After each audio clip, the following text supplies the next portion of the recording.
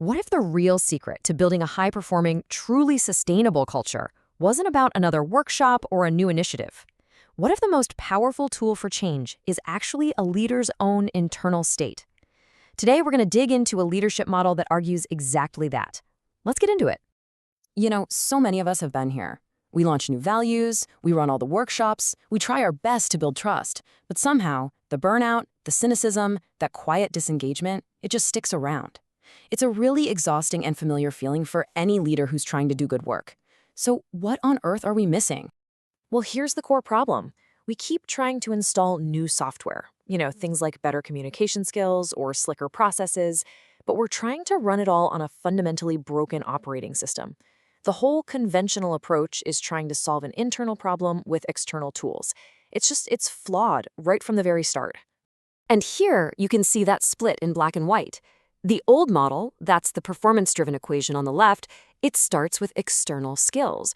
The assumption is if we just do things better, the culture will magically get better.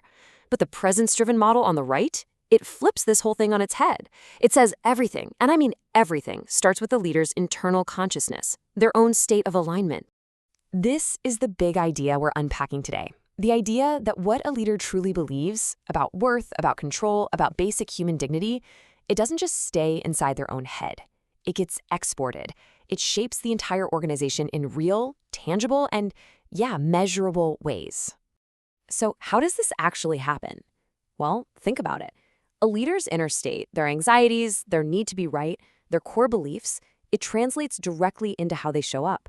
It shapes team dynamics. It dictates the whole atmosphere. People don't just listen to your words. They adapt to your nervous system. So if that old model is broken, what's the alternative? It's something called presence leadership. And the definition here is absolutely key. It's not about charisma, it's about regulated authority. What does that mean?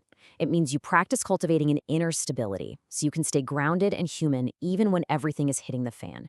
And that inner stability, it creates outer clarity for everyone else. And it is so important to get this next point. Presence is so often misunderstood as some kind of sentimental, soft skill. But this framework argues it is the absolute opposite. It's the structural foundation. It's what determines whether your culture is going to thrive under pressure or if it's going to buckle. And here's just how structural it is. Presence actually corrects the 5 biggest distortions you see in those performance-at-all-costs cultures. So for example, a regulated leader provides real clarity on goals and boundaries. And that moves a team from feeling constantly controlled to a state of, clarity. It replaces compliance that's born from fear with genuine trust and ownership. Let's make this even more practical. Just look at the difference between accountability and shame. A leader who's operating from presence, they focus on the work. The feedback is about the standard and the plan to fix it. It actually restores a person's sense of responsibility. Shame, on the other hand, that's a tool of a pressure culture. It attacks the person's character, and it just destroys their agency. Okay, so if presence is the structural foundation of a healthy culture, where does it actually get built? Where does a leader's internal state become the team's everyday reality? It happens in 4 key arenas. Just 4 places where a leader's presence, or their lack of it, is shaping the culture day in and day out. And here they are: decisions, meetings, feedback, and, this one is crucial, how conflict is handled and repaired. These are the daily proving grounds. This is where a leader's internal world becomes visible to everybody. And just look at the difference this shift makes. Meetings, they transform from status theater, we've all been in those, into places that are actually structured for truth. Feedback stops being something that's delivered with threat or just avoided completely, and it becomes clear lanes for coaching.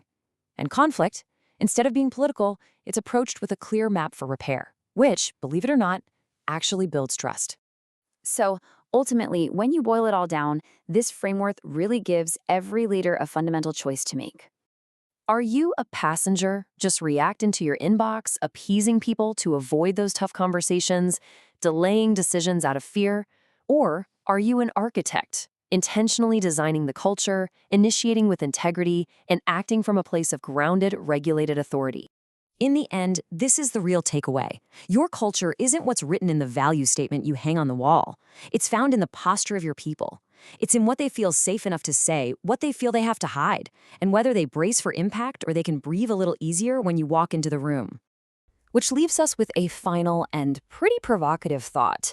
If a culture is built on the regulated nervous system of its leader, what happens when that leader leaves? Can really well-designed systems of trust and clarity protect a team from a new leader's anxiety? Or does that new consciousness just inevitably override the old architecture? It's a profound question about how deep this work really truly goes.